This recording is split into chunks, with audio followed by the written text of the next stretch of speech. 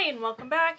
Last week I did 6 pieces of gear I switched out. This week I am going to do 5 pieces of gear that I loved. This isn't in any particular order, this is just how I'm grabbing them out of the bag. So number 1, we have the Cotopaxi fanny pack.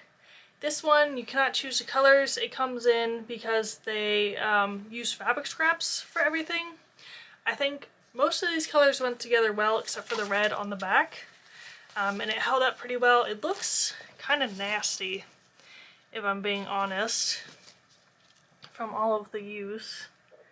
And I've tried to wash this out, but it doesn't really come out.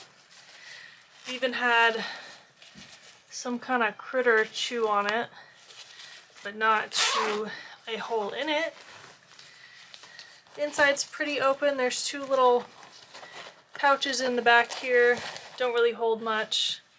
I wasn't really a fanny pack person before I started hiking, but I absolutely would not eat my snacks unless I had them very easily accessible. And because I had the Kite 56 for most of the trail, there was enough space in the hip belts to put a bunch of snacks in there.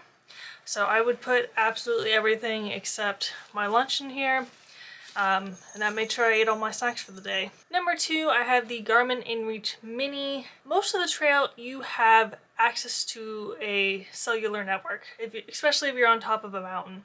But I liked knowing that if I got into some kind of trouble because I started out as a solo hiker, that I was going to be able to get help to me, or I was just going to be able to let my family know where I was for the night. It can show like, oh, you're at this campsite and then you're at this campsite.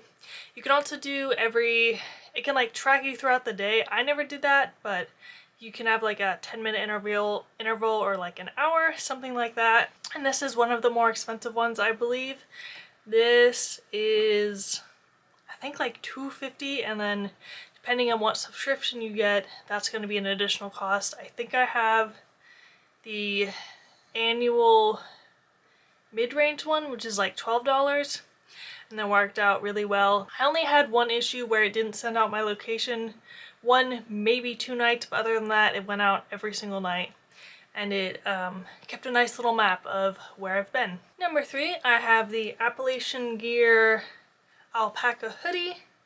This is super warm. I loved wearing it. I did have some issues with the durability of it, and I still haven't gotten them fixed. But there is a pretty big hole in the sleeve. They did send me the patches for it. I just need to find someone who can fix it, and then it'll be all good again. But it has a hood. It stays a little warmer than wool when sweat. And this, there's also a hole in the shoulder here. Comes in a bunch of different colors. I don't know if I was really rough with mine or if they're all like this, because I feel like when I was looking at reviews, I didn't hear a lot of like, oh, I wore out my elbow, I wore out this, but it is really nice that they sent patches to fix it up. So I would definitely buy this again. Chicken Wing actually bought one for herself and someone else because she saw me and a few other people wearing them because they're so nice. This next one is a couple pieces of gear, but it is my base layers that I wore. So I had these REI ones. I think these are $150. And then the matching bottoms.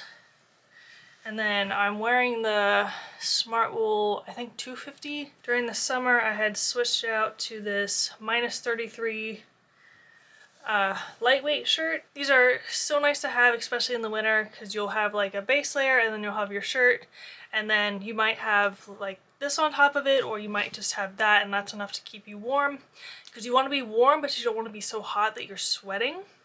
I would also use these as my dry clothes for camp, which is why I had the short sleeve one. I was not wearing a full wool outfit in the middle of summer. Sometimes I might wear the shirt and then like keep my shorts on because it was just absolutely hot, but I wanted one of my clothing items to be dry because I never switched these out for shorts. I'm not even sure if they make wool shorts. I'm sure they do, but I never had them. I still wear them now. This is probably the only one out of all this stuff that I use on a regular basis, so I've definitely gotten my money's worth out of these items. For the last one, I have my Hammock Gear quilt.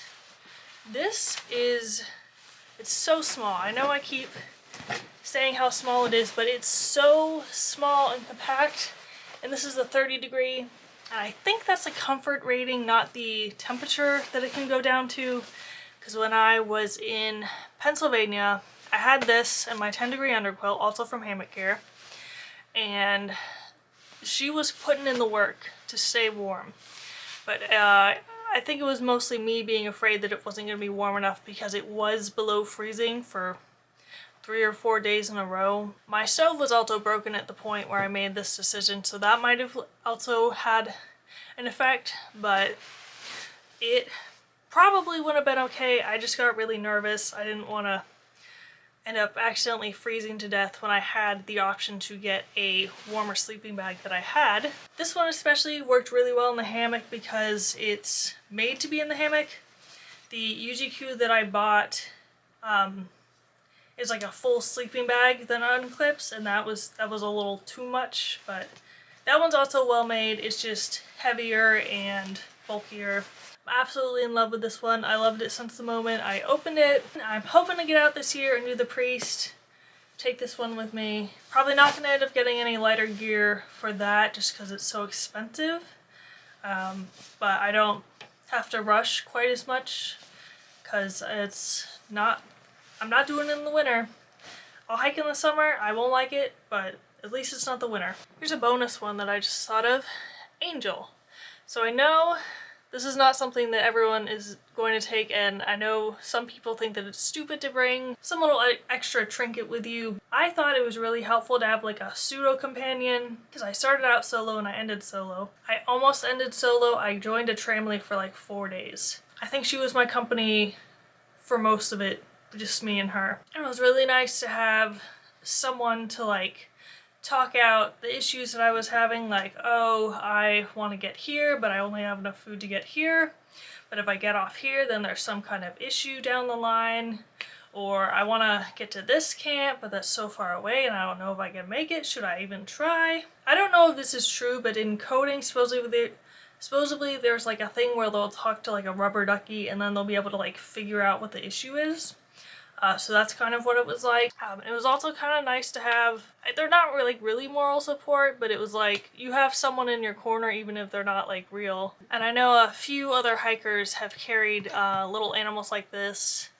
Hiking with Braids had a little Yoda that she carried. I met, I think it was some kind of author. He had a tiger like strapped to his backpack. There's a guy who would carry a penguin with him in memory of his deceased daughter. There was another guy who would carry around a little pig. So not out of the question to have some little trinket there with you, but definitely not something that most people carry around. If you go out camping or hiking at all, I'd love to know what your favorite piece of gear is. Thank you so much for watching. Don't forget to like and subscribe, and I will see you in the next one.